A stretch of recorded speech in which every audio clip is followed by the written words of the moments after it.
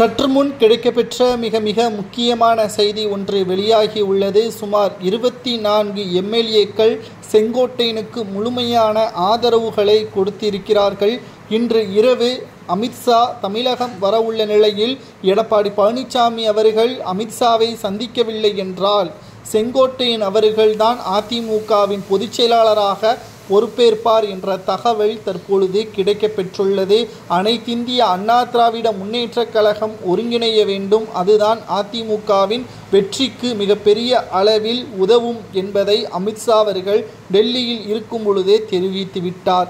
மேலும் பிரதமர் மோடி அவர்களையும் எடப்பாடி சந்திப்பதாக கூறி கடைசி நேரத்தில் சந்திக்காமல் சென்று விட்டார். தற்பொழுது அமித்ஷாவையும் எடப்பாடி பழனிசாமி சந்திக்கவில்லை என்றால் முழுமையாக நாங்கள் செங்கோட்டையனுக்கு ஆதரவுகளை கொடுப்போம் என்று அதிமுகவின் சில எம்எல்ஏக்கள் தெரிவித்திருக்கிறார்கள்.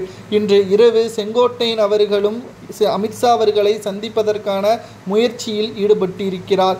அதிமுக வெற்றியடைய வேண்டும், அதுதான் செங்கோட்டையன் அவர்களது முழுமையான எண்ணம். அதிமுக அதிகாரத்தில் இருந்தால்தான் திமுக ஒட்டுமொத்த அதிகாரத்தையும் இழக்கக்கூடிய நிலைமைக்கு தள்ளப்படும். அதற்கு பிறகு ஊழல் வழக்கில் திமுகவின் அமைச்சர்களை சிறையில் அடைக்க முடியும். திமுகவின் ஆட்சியில் மக்களுக்கு பாதுகாப்பு இல்லை என்பதையும் அதிமுக ஒருங்கிணையாத காரணத்தினால்தான் வரிசையாக அதிமுக தோல்வியை தழுவி வருகிறது என்பதையும் செங்கோட்டையன் அவர்கள் பலமுறை செய்தியாளர்களது சந்திப்பின் பொழுதே கூறியிருக்கிறார்.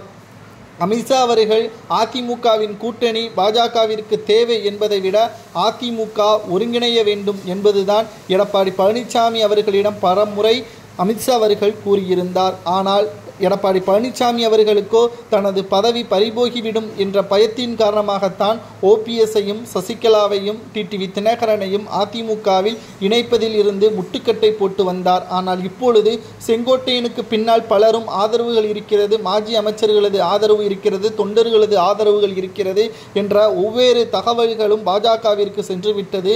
எடப்பாடியை விட சிறந்த ஆளுமை செங்கோட்டையனுக்கு இருக்கிறது என்பதை அமித்ஷா அவர்கள் புரிந்து கொண்டதன் காரணமாகத்தான் இன்று இரவு செங்கோட்டையன் அவர்களையும் எடப்பாடியையும் அழைத்திருக்கிறார்.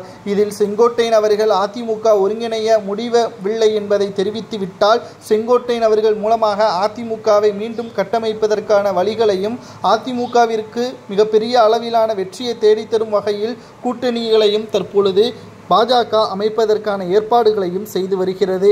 பல முறை எடப்பாடியிடம் கூறிய போதும் எடப்பாடி தனது பதவியின் மீதுதான் கவனமாக இருக்கிறாரே தவிர வெற்றி அடைவதற்கான எந்த ஒரு உதவியும் அவர் செய்யவில்லை. அதிமுகவின் சிறந்த தலைவர் செங்கோட்டையனா எடப்பாடி என்பதை